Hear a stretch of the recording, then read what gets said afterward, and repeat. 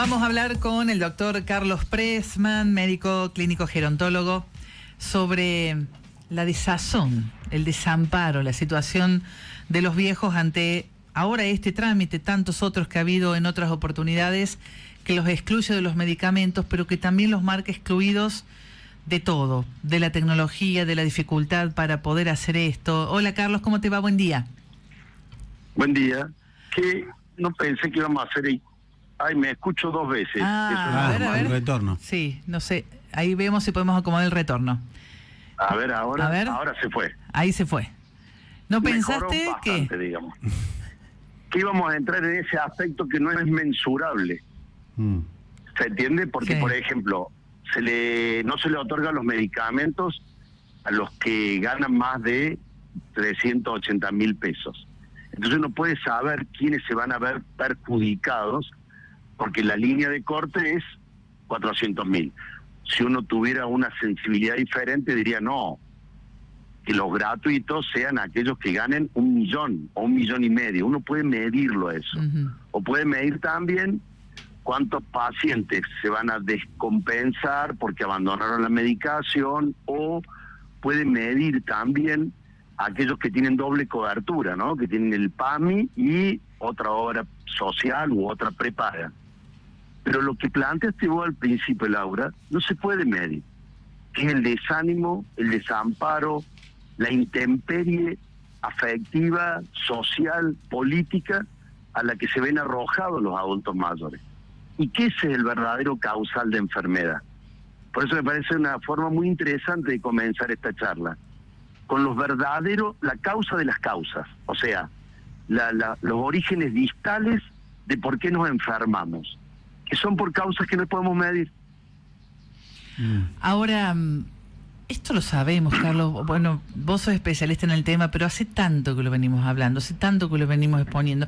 Pasó con, hace poco, el subsidio para pedir el acceso a la energía y al gas. El tal cosa, el cajero automático en algún momento. O sea, siempre la tecnología, cosas que tenés que hacer solamente con CD.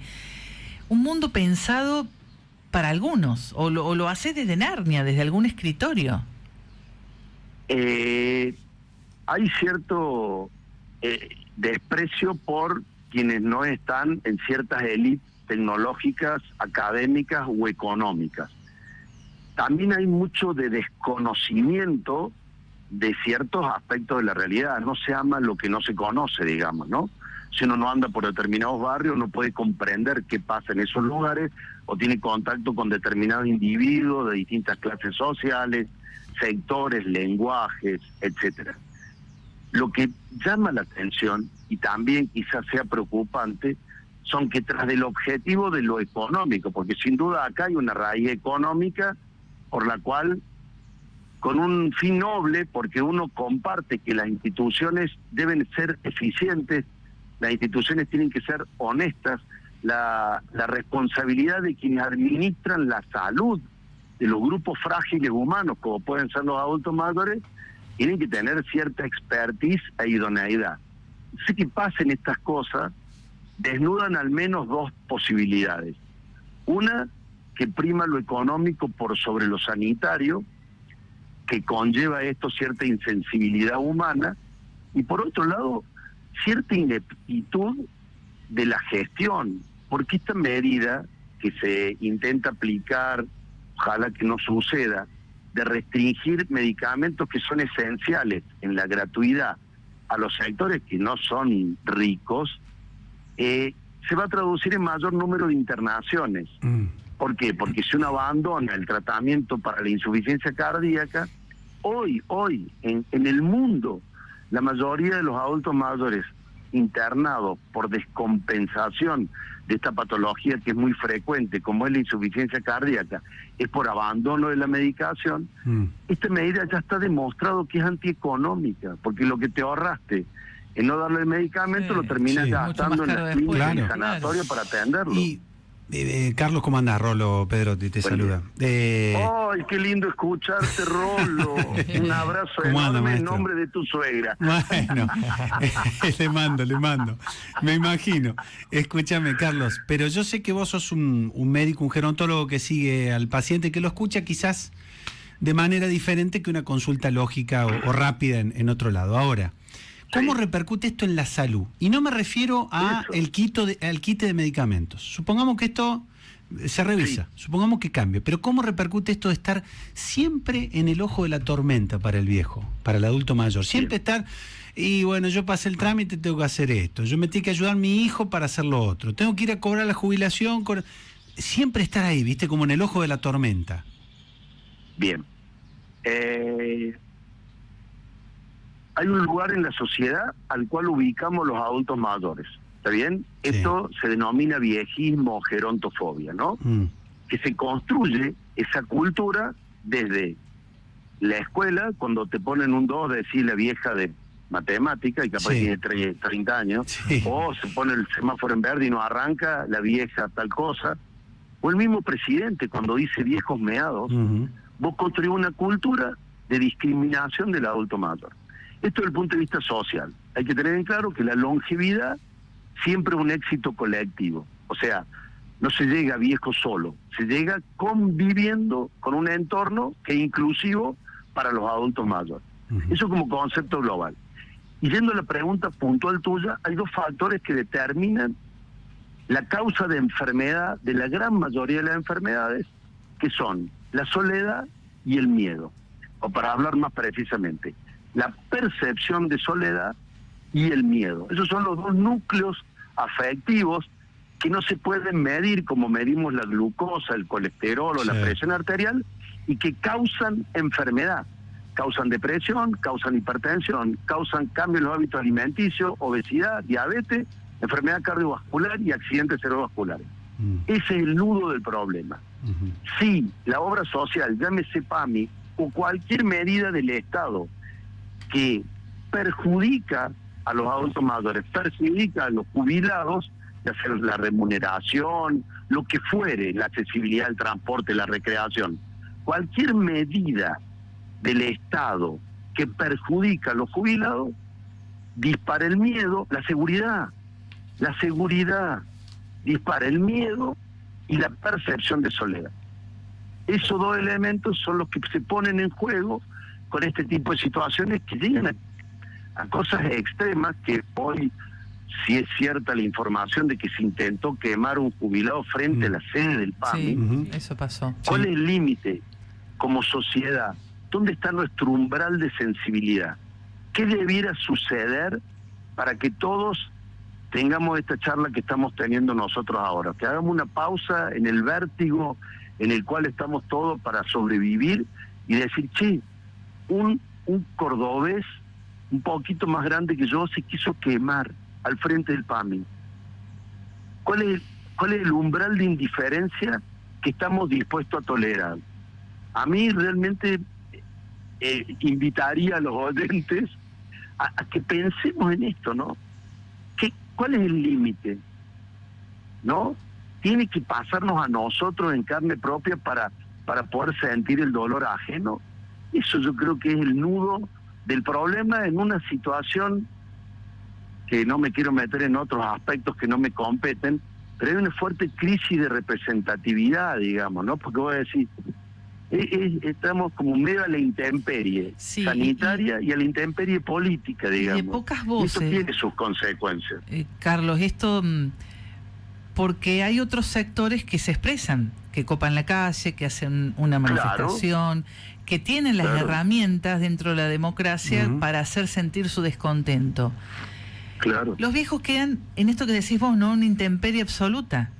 Podemos darle voces en los medios de comunicación, protestan algunos frente al PAMI, esta cosa extrema de jubilado que se prende fuego, pero no hay otras vías para que hagan sentir su voz. Claro. Es lo que decía de la crisis de representatividad, digamos, ¿no? Quien expresa el dolor ajeno de los sectores más frágiles, digamos, ¿no? Lo que sí también habría que pensar que la política no está separada de la salud, ¿no? Uno cree que, bueno, estés quien esté en el gobierno, la salud va por un carril paralelo. No. Salud tiene que ver con el precio de la prepaga, con el costo de los medicamentos, con la asistencia de la enfermedad en las prótesis que son importantes. O sea, todo lo que implica la atención médica está atravesado por decisiones políticas. Y en esto hay mucha desarrollo de pensamiento, de gestión, para poder mínimamente no tomar medidas como las que se toman, que son antieconómicas e inhumanas. O sea, ya hay un desarrollo, es como ustedes hacen un programa de radio, ya hay una cantidad de recursos, elementos y formatos que hacen que superemos un umbral de convivencia en la comunicación. Eso a nivel sanitario estamos en un retroceso, y sobre todo con sectores frágiles, que uno no se imaginaba que esto pudiese volver a suceder. Carlos, cuestiones prácticas, porque nuestros oyentes nos preguntan, ¿cuáles son esos medicamentos que dejan de tener la cobertura del 100%? Los más usados, los que a vos más te piden. Bueno, algunos que tienen que ver con, decíamos, cardiovasculares, antihipertensivos, insuficiencia cardíaca, algunos analgésicos, neuropáticos, del tipo de la pregabalina, y así como hay una maraña tecnológica para poder lograr la exhibición, también hay una maraña en el vademecum.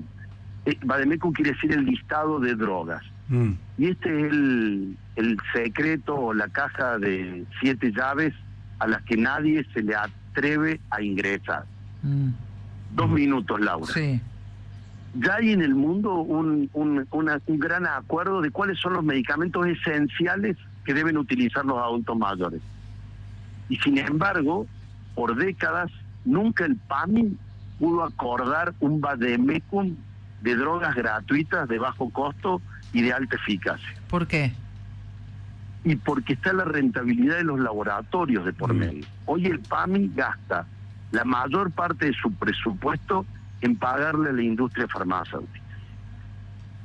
Sí, lo sabemos. El resto de las obras sociales también, ¿no? 50% promedio. En el PAMI es más alto por el alto consumo.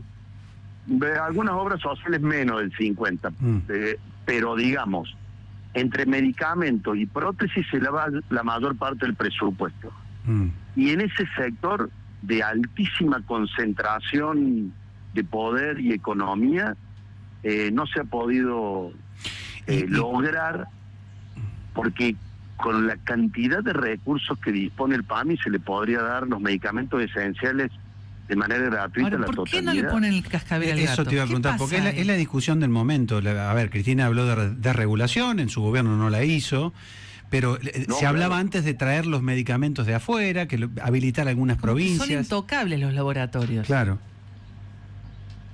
Bueno, ¿se acuerdan la ley Oñatibia? En un gobierno radical, Oñatibia planteó una ley de medicamentos y le costó el gobierno. La historia ha demostrado que hay aspectos de la convivencia que parecieran intocables. Podría seguir enumerando, no solo los laboratorios, la justicia, algunas otras corporaciones. Son poderes superiores a los estados. En las guerras, por ejemplo, ¿no? La rentabilidad de las guerras. Si alguien fabrica armas, alguien las compra y alguien las vende, ¿no? Y se fabrican armas y los dueños de las fábricas de armas son a veces los mismos dueños que de los laboratorios, ¿no? Sí. Digo, para tener una magnitud de la cosa, de la problemática. El eje del tema sigue siendo siempre el mismo, del tema que toquemos. ¿Qué vale más, el dinero o la vida humana? Lo que pasa es que en la salud o enfermedad eso es más evidente. Es más evidente. Entonces, ¿cuánto vale la vida de tu vieja, de tu viejo, ¿no? De tu hijo? ¿Cuánto vale la salud tuya? ¿Cuánto estás dispuesto a pagar por tu salud, no?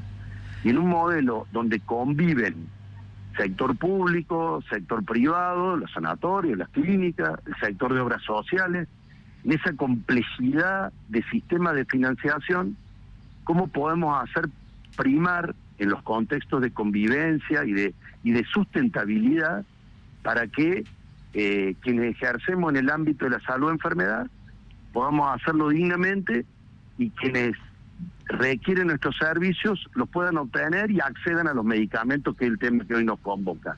Pero el nudo del tema es ¿qué vale más? ¿Una cajita de medicamentos o la vida de tu abuela? ¿No? Eso puesto así como contraste íntimo y más profundo, digamos. Por eso, desde el comienzo tuyo, Laura, es que uno se animó a hablar en estos términos de estos aspectos que tienen que ver más con nuestra convivencia, digamos, ¿no? Cuando no podemos encarnar, en serio, ¿no? Que el viejo, ¿no? El jubilado, el abuelo, como le dicen a ustedes, soy yo, más tiempo, y que la longevidad es un éxito colectivo, y vamos a estar embarrados en estas cuestiones que son dolorosas, incómodas, y que cada vez van logrando mayor manifestación para volver a poner la balanza con más peso en la salud que en la economía. Carlos, un placer como siempre, un abrazo. Bueno, no, gracias a ustedes, lindo estar con los dos, por distintos motivos con los dos, y con los oyentes, obviamente. Gracias. Un abrazo grande. Carlos Pressman, médico clínico gerontólogo. En Mitre, Córdoba, esto fue